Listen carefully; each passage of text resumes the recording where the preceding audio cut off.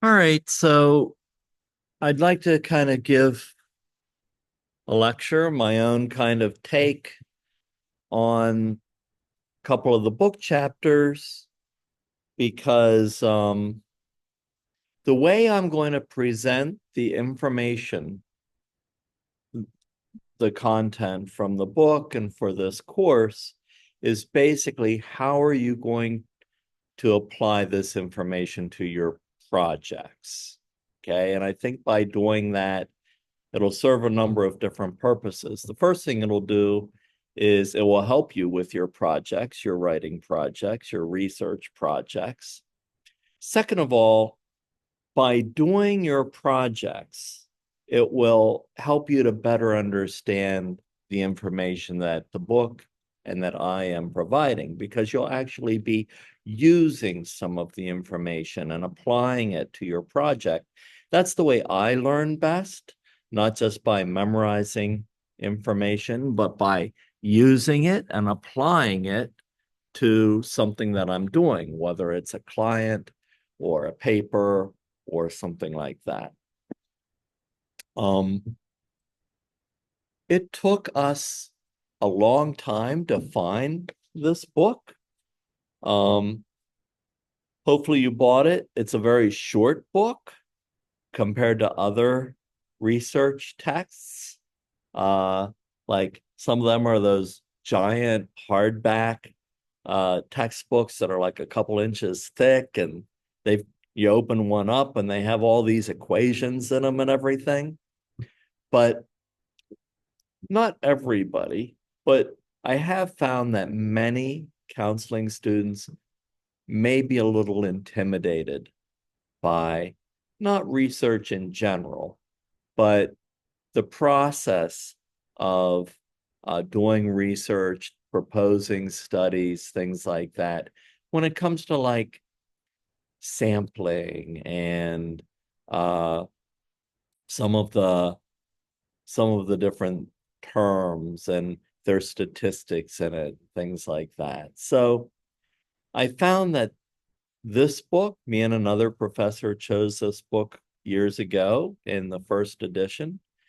We found that this book is easily related to by counseling students. They can relate to it well. It's an easy, understandable read. It's not heavy on stats or terminology, but it gives you what you need to pass the comps and the NCE. So I think in that respect, um, it should reduce this book. Reading this book should reduce a lot of stress. Um, and yeah, it's not that bad. But as I go through the various chapters, I want to do a couple things. The first thing I want to do is apply the information, if possible, to the project that you're doing in this class. Um, and the second thing is that as you read journal articles in the field, you should be able to better understand the various parts of those research articles. So you'll be able to glean the correct information and then apply it to your own counseling. That's, after all, our goal in this class. Our goal is ultimately to help people. Counseling research is all about being better able to meet our clients' needs. That's the only reason for it. Um, and so as you begin to think about the population you're going to work with, the population you're going to write about, the problems that you're going to address, all of it should come down to, wow, this is a population I'd like to help. And this research is going to make it better for me to help them. I'm going to be better able to meet those clients' needs through this research and study. So that's the goal. It's not something complicated, you know. Um, It's not, there's no, that is the big picture, helping people. So keep that in mind as you work on this project, that the whole reason for this is just so you can better help your clients. And I think a lot of times research and stats courses lose sight of the real reason behind that. So, so that's what we're going to keep our focus on. So the first chapter we're going to do tonight is in version 2. It's chapter 16, might be different in your book, but developing a research proposal and conducting research in practice. So the title's the same and all the books are close. And that's kind of where we are right now in this class as we're just beginning the process of our own research projects. So when we're coming up with topics, we're actually developing a topic for a research proposal. Because let's say you do the whole lit review and you come up with a comprehensive model to help treat clients. The very end of this paper is you're going to propose a research study because you want to find out whether it works or not. And that's the best way to do it. Now, most people, there's kind of a process to this. First, you come up with an idea. Oh, I think this will really help clients in this population. And you develop some new ideas, a new model, some new things you'd like to try. And then you talk about, okay, well, if I was going to try this, how would I study it? And that's the last part of your paper. You don't have to run the study. We're not going to, but we're going to propose a study. How would we do it if we could? And the beautiful thing about that is that that's what you would need to send in for a grant. So if you actually wanted to try this, you'd have a proposal, not just for a research study, but to get money to run that study. So, you know, money's always good if you want to run a research study. Money helps you to help people. So, you know, developing a good research proposal. The first thing we talked about last week, and we've been processing your titles for this project. So the first thing you want to do is to identify a population that you want to help. What's the issue? What's the problem? What are they struggling with? What issues are not currently being met very well in the counseling field? How can, what is the population or other therapists need help with? What do I want to improve? So that's the first thing. And there's lots of different ways we can refine and decide exactly what we want to work on. The first thing I said, the very first class, is as you think about an issue or a problem that you want to work on, you don't want it to be so personal, like, if I experience some type of trauma, I really don't want to study that. Because I may not be comfortable with it, may bring back some negative memories or experiences or something like that. So, I want to be invested in it, but I don't want it to be a current issue of mine or an issue that, maybe I've dealt with, but I don't want to dwell on. So something that you're really interested in but it's not going to cause any negativity in your own life. The second thing is, and it's what we're going to begin doing when you create your first reference list. We're going to begin by researching, okay, well, what's already been done in this field? We got to start figuring it out. Maybe some things have been done that are really great. Maybe not much has been done. Maybe a lot of different things have been tried, but they've been tried individually, separately. And maybe if we might think combining these different methods in a more comprehensive practice or treatment model, maybe that'll work better than any single one alone.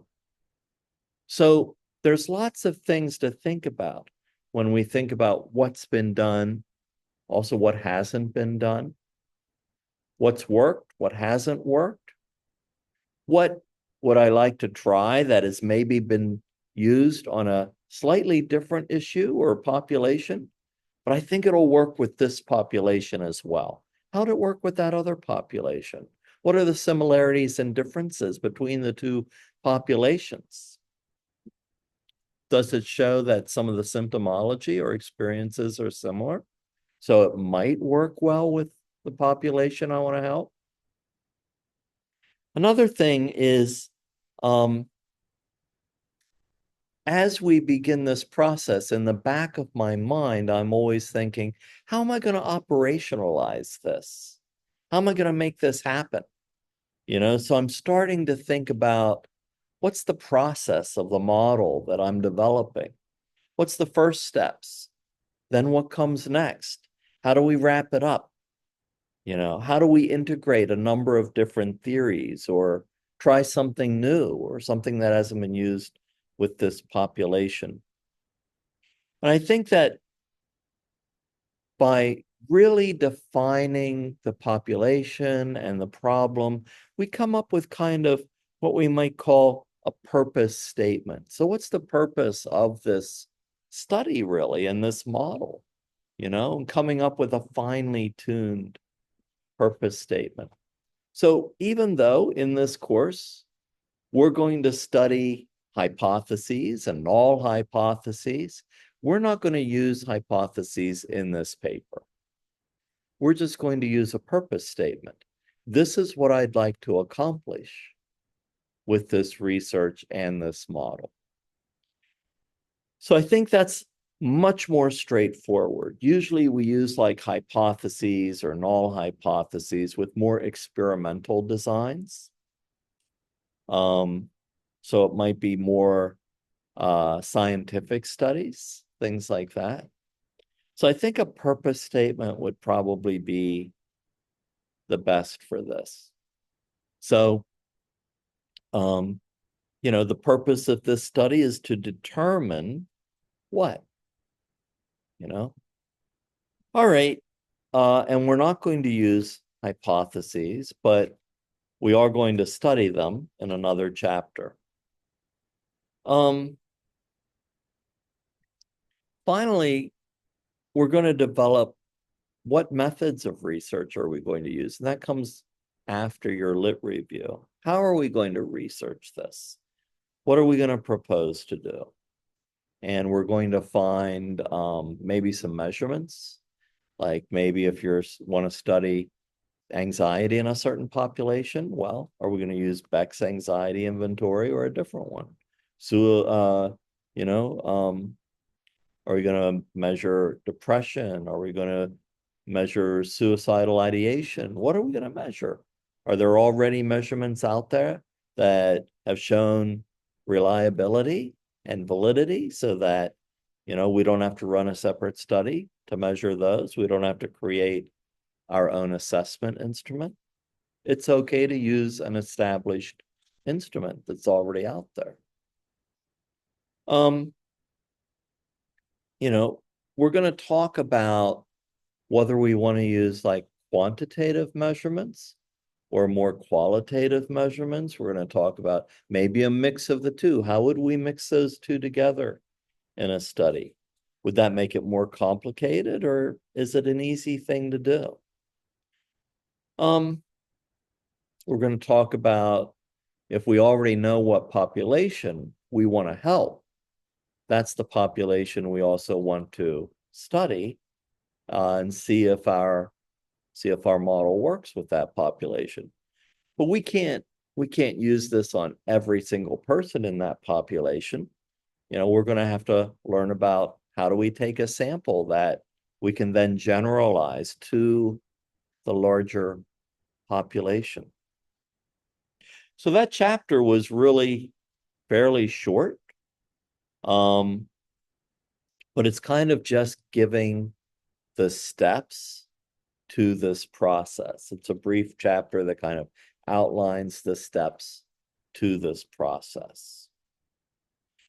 So the next chapter, chapter 17, development and application of program evaluation research. So there's a little definition. Program evaluation is a systematic approach to gathering information about our professional practices, gives us a tool for improving our programs. So there's a few different types and differences between evaluation types. So I think that there's the purpose. Why do we want to do this?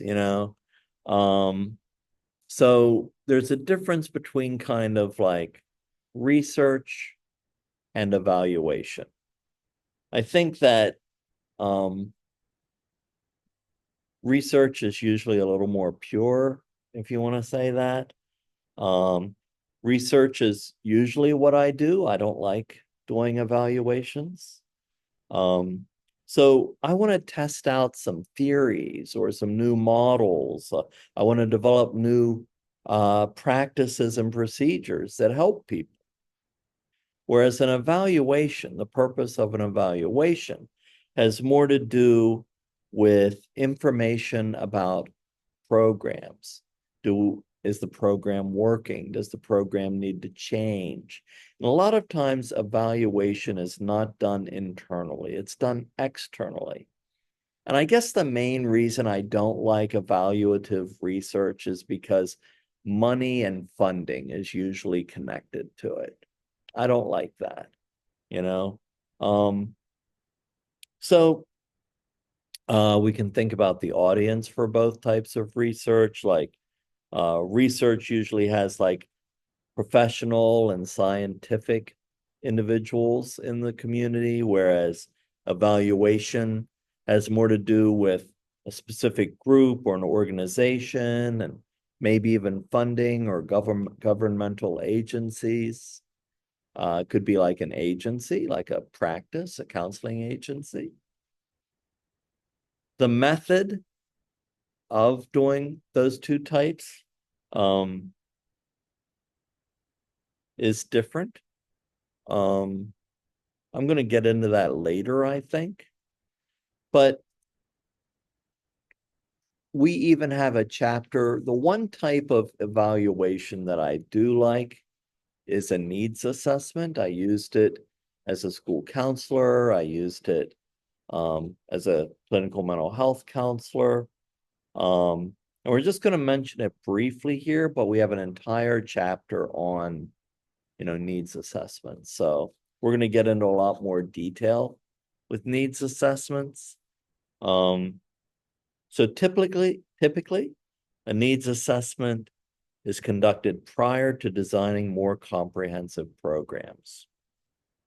So when I used a needs assessment, and I'll go into the results of this when we hit that chapter, but I was a brand new counselor in a school district, and I had 3 different schools, 500 kids in each school, 1,500 kids I had to basically help in some way. And I didn't want every day to be basically responding to crisis. I wanted to be proactive, I wanted to be preventive, and I wanted to help the kids with whatever issues they had.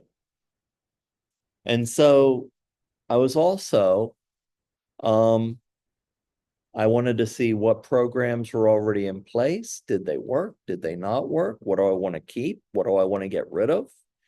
What programs are needed? So that's the program development. What do I want to try out? What will help me meet the needs of the most students? How do I not miss any students? How many do I go in a classroom? Do I run a group? Do I do individual? How do I decide that? So needs assessments are often pretty good at helping you to design a program to best fit the needs of the population. Second type of evaluation is called a process or formative evaluation. So it asks the question, was a program implemented as designed? How well was the program implemented? So, I think that sometimes programs are created for good reasons, but so much goes into actually creating a new program, and populations might change, needs might change, funding might change, resources. So many things might happen that would influence that program as it's being created, that it may be a little different than the intended purpose of that program. So we want to see, was it created as intended? If not, is that okay? Have the needs changed? Or, is it not okay? Is it not meeting the needs of the intended population? The final type of evaluation is outcomes. We hear this word in everything. We hear outcomes in K-CREP. We hear outcomes in K through 12. We hear outcomes for agencies. Funding sources want to know, what are the outcomes of the investment? I don't like that. I would rather know, am I helping the population that I want to help? Am I helping them to the best of my ability? And how might I better help them? So that's how I like to use outcomes, to see how well I'm helping a population. Unfortunately, outcomes are often tied to funding, and I don't really find that as helpful or meaningful. There are different models. There's, case study models. You can pretty much understand what that is. They call it, a second one is like a consumer model. And basically, it's focused on determining the worth or value of a program as far as the consumers of those services are concerned. I think that so much has been focused on evaluations and outcome in our society. Outcome is like, we almost have to prove that our services are worthwhile, you know? And I like looking at counseling services from a slightly different perspective, you know? I'm I'm all for improving the services, figuring out, if I'm not meeting the client's needs, what's missing? How do we go about doing that? I just don't like everything being tied to funding. And it seems like we're really leaning in that direction as a profession. So that is an overview, but we have an entire chapter I'm going to go into primarily what a needs assessment is, how to do a needs assessment, and later in the semester, you'll have an assignment of creating a needs assessment. And that's a K-CREP requirement. So we'll go over that in more detail.